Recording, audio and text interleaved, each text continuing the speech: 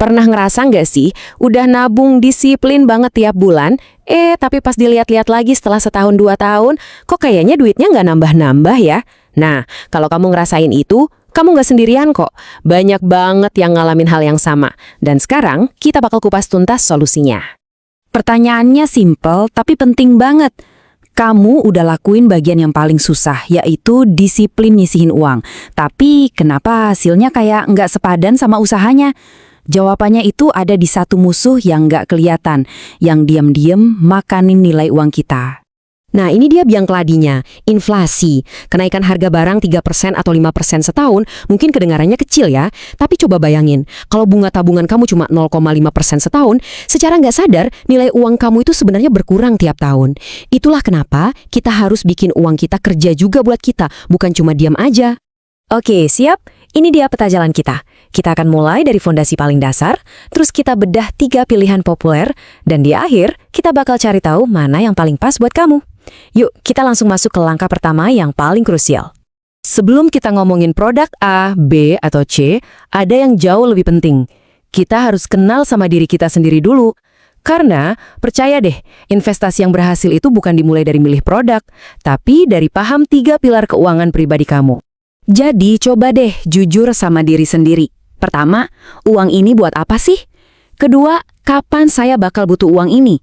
Dan yang ketiga, ini yang paling penting, seberapa siap mental saya kalau nanti nilainya naik turun? 3 jawaban ini bakal jadi kompas yang nuntun kamu milih jalan yang tepat. Oke, kita mulai dari jalur yang paling landai, paling aman, dan paling banyak orang kenal. Ini adalah jalur buat mereka yang motonya yang penting tenang dan pasti-pasti aja. Gampangnya gini, kamu itu kayak mengunci uang kamu di bank untuk periode waktu tertentu. Nah, sebagai imbalannya, bank ngasih bunga yang udah pasti angkanya di awal. Kamu emang nggak bisa ambil sewaktu-waktu, tapi gantinya kamu dapat kepastian. Nah, ini dia plus minusnya. Di satu sisi, deposito itu super aman, dijamin sama lembaga penjamin simpanan atau LPS, dan hasilnya bisa diprediksi. Jadi bisa tidur nyenyak lah. Tapi, di sisi lain, uang kamu jadi nggak fleksibel, dan sayangnya, imbal hasilnya seringkali kalah sama laju inflasi. Jadi, buat siapa deposito ini? Pas banget buat kamu yang lagi nabung untuk tujuan jangka pendek, misalnya buat DP rumah tahun depan. Atau, buat kamu yang tipenya super hati-hati dan nggak mau pusing lihat nilai uangnya goyang sama sekali. Sekarang, kita naik level sedikit ya. Buat kamu yang pengen pertumbuhan lebih, tapi nggak mau pusing ngurusin investasi sendirian, ada jalur tengah yang asyik banget, namanya reksadana. Bayangin reksadana itu kayak sebuah wadah patungan. Uang kamu dan ribuan orang lain dikumpulin di wadah ini. Terus ada seorang manajer investasi profesional yang tugasnya ngelola uang itu buat dibeliin macam-macam aset. Jadi kamu nggak perlu pusing milih satu-satu. Wadah ini juga ada macam-macam jenisnya loh, tergantung seberapa berani kamu. Mulai dari yang paling kalem kayak reksadana pasar uang, sampai yang paling ngebut sekaligus paling berisiko, yaitu reksadana saham. Kamu tinggal pilih aja yang sesuai sama selera risikomu. Keunggulan utamanya itu ada 2, diversifikasi dan dikelola profesional. Dengan modal kecil aja, investasi kamu udah langsung nyebar ke banyak tempat. Tapi ingat, karena isinya ada saham atau obligasi, nilainya bisa naik turun. Dan ya, tentu ada biaya buat jasa si manajer investasi. Reksadana ini pas banget buat investor pemula. Kamu pengen uang kamu tumbuh lebih dari deposito, tapi ngerasa belum punya waktu atau keahlian buat terjun langsung ke pasar. Nah, ini jembatan yang sempurna. Dan sekarang, kita tiba di jalur dengan pemandangan paling spektakuler, tapi juga tanjakan paling curam. Jalur pertumbuhan tinggi, saham. Di sini prinsip high risk, high return benar-benar berlaku. Sederhananya, beli saham itu artinya kamu beli sepotong kecil dari sebuah perusahaan. Kamu jadi salah satu pemiliknya. Jadi, kalau perusahaannya makin untung dan makin besar, nilai kepemilikan kamu juga ikutan naik. Keren kan? Terus untungnya dari mana? Ada 2 cara utama. Pertama, dari capital gain. Gampangnya, beli pas harga murah, jual pas harga mahal. Kedua, dari dividen. Ini ibaratnya kamu dapat bagian dari kue keuntungan perusahaan yang dibagikan tunai ke kamu sebagai pemilik. Kalau kita lihat sejarahnya, potensi keuntungan jangka panjang dari saham itu emang yang paling tinggi.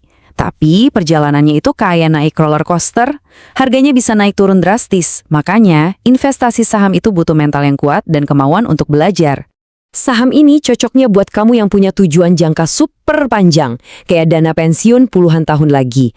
Kamu harus siap mental kalau lihat nilai investasimu anjlok sementara. Dan yang paling penting, selalu pakai uang dingin, uang yang emang gak akan kamu butuhin dalam waktu dekat. Oke, kita udah bedah satu-satu. Sekarang, ayo kita jajarin semuanya berdampingan, biar kamu bisa lihat dengan jelas. Mana sih yang paling kamu banget? Tabel ini ngerangkum semuanya dengan simple. Lihat deh polanya. Makin tinggi potensi hasilnya, makin tinggi juga resikonya. Deposito itu ada di kutub aman, saham ada di kutub pertumbuhan, dan reksadana, nah dia ada di tengah-tengahnya, menawarkan keseimbangan. Kalau masih abstrak, coba lihat angka-angka ini. Bayangin kita semua investasi 10 juta rupiah, terus kita diemin selama 5 tahun. Lihat deh perbedaannya.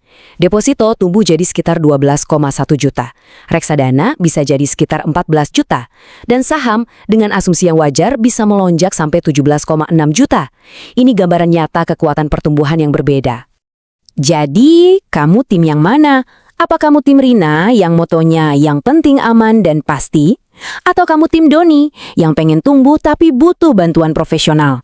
Atau jangan-jangan kamu itu tim Andra yang siap dengan gejolak pasar demi hasil maksimal di masa depan? Gak ada jawaban yang salah di sini loh. Pada akhirnya, investasi itu personal banget. Pertanyaannya bukan mana yang untungnya paling gede, tapi mana yang paling cocok buat gue. Jangan terjebak nyari yang sempurna. Kenali diri kamu, pilih jalur yang bikin kamu nyaman, dan yang paling penting, ambil langkah pertama. Karena waktu adalah sahabat terbaik investor, jadi jangan tunda-tunda lagi. Mulailah sekarang juga.